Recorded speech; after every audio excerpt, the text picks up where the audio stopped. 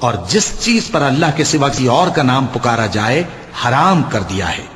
ہاں، جو مجبور ہو جائے بشرطے کہ اللہ کی نافرمانی نہ کرے اور حد ضرورت سے باہر نہ نکل جائے، اس پر کچھ گناہ نہیں۔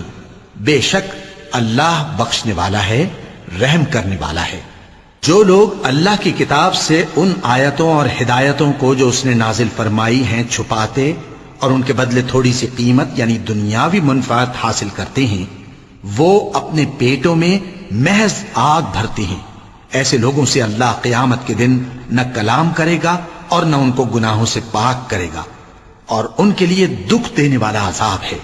یہ وہ لوگ ہیں جنہوں نے ہدایت چھوڑ کر گمراہی اور بخشش چھوڑ کر عذاب خرید لیا۔ یہ آتش جہنم کی کیسی برداشت کرنے والے ہیں۔ یہ اس لیے کہ اللہ نے کتاب سچائی کے ساتھ نازل فرمائی، اور جن لوگوں نے اس کتاب میں اختلاف کیا وہ ضد میں آ کر نیکی سے دور ہو گئے ہیں۔ نیکی یہی نہیں کہ تم مشرق و مغرب کو قبلہ سمجھ کر ان کی طرف منہ کر لو، بلکہ نیکی یہ ہے کہ لوگ اللہ پر اور روز آخر پر اور فرشتوں پر اور اللہ کی کتاب پر اور پیغمبروں پر ایمان لائیں، اور مال باوجود عزیز رکھنے کے رشتہ داروں اور یتیموں اور محتاجوں اور مسافروں اور مانگنے والوں کو دیں، اور گردنوں کے چھڑانے میں خرچ کریں، اور نماز پڑھیں اور زکوٰۃ دیں، اور جب عہد کر لیں تو اس کو پورا کریں، اور سختی اور تکلیف میں اور جنگ کے وقت ثابت قدم رہیں۔ یہی لوگ ہیں جو ایمان میں سچے ہیں، اور یہی ہیں جو اللہ سے ڈرنے والے ہیں۔ مومنوں، تم کو مقتولوں کے بارے میں قصاص یعنی خون کے بدلے خون کا حکم دیا جاتا ہے، اس طرح پر کہ آزاد کے بدلے آزاد مارا جائے، اور غلام کے بدلے غلام، اور عورت کے بدلے عورت۔ اور اگر قاتل کو اس کے مقتول بھائی کے قصاص میں سے کچھ معاف کر دیا جائے تو وارث مقتول کو پسندیدہ طریق سے قرارداد کی پیروی یعنی مطالبہ خون بہا کرنا اور قاتل کو خوشخوئی کے ساتھ ادا کرنا چاہیے۔ یہ تمہارے پروردگار کی طرف سے تمہارے لیے آسانی اور مہربانی ہے۔ اب جو اس کے بعد زیادتی کرے اس کے لیے دکھ کا عذاب ہے۔ اور اے اہل عقل، حکم قصاص میں تمہاری زندگانی ہے کہ تم قتل و خونریزی سے بچو۔ تم پر فرض کیا جاتا ہے کہ جب تم میں سے کسی کو موت کا وقت آ جائے تو اگر وہ کچھ مال چھوڑ جانے والا ہو تو ماں باپ اور رشتہ داروں کے لیے دستور کے مطابق وصیت کر جائے۔ اللہ سے ڈرنے والوں پر یہ ایک حق ہے۔ پھر جو شخص وصیت کو سننے کے بعد اس کو بدل ڈالے تو اس کے بدلنے کا گناہ انہی لوگوں پر ہے جو اس کو بدلیں، اور بے شک اللہ سنتا جانتا ہے۔ اب اگر کسی کو وصیت کرنے والے کی طرف سے کسی وارث کی طرفداری یا حق تلفی کا اندیشہ ہو تو اگر وہ وصیت کو بدل کر وارثوں میں صلح کرا دے تو اس پر کچھ گناہ نہیں۔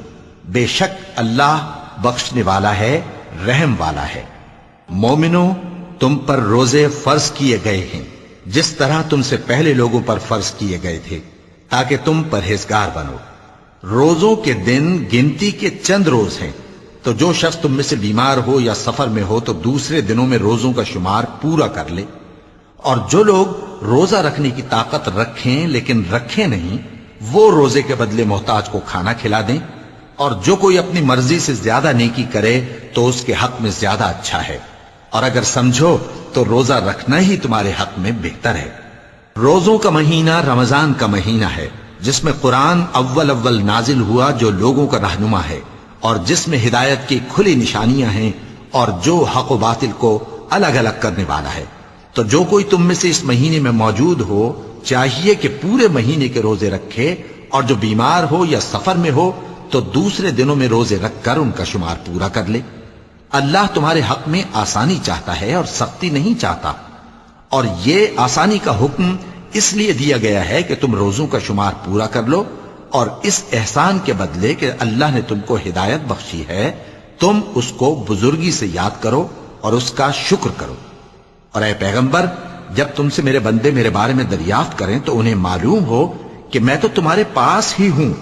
جب کوئی پکارنے والا مجھے پکارتا ہے تو میں اس کی دعا قبول کرتا ہوں، تو ان کو چاہیے کہ میرے حکموں کو مانیں اور مجھ پر ایمان رکھیں تاکہ نیک رستہ پائیں۔